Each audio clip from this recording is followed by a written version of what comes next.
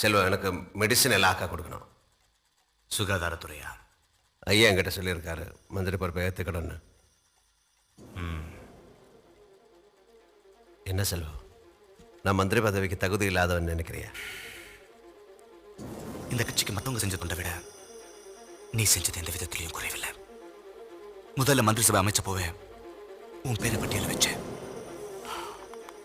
ஆனா செயற்குழு ஆனந்தனுக்கு மந்திரி பதவி கொடுக்கணும்னா அவர் நடிக்கிறத நிறுத்தணும்னு சொல்லிட்டாங்க. நான் வாதாடினேன், ஆனா குழு ஒத்துக்கல. அப்ப செல்வனுக்கு மந்திரி பதவி கொடுக்க மாட்டேங்குது. ஆனந்தா, நீ சினிமாவை விட்டு விலகிட்டா